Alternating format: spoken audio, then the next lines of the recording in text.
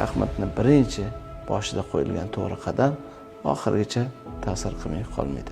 Demak, bugun biz farzandlarimizni kelajagini xatosiz qaror qabul qiladigan davrga keldik. Azizlar, O'zbekistondagi birinchi va yagona Yakubov xalqaro maktabida ochiq eshiklar kuni start oldi va biz bu yerga keldik.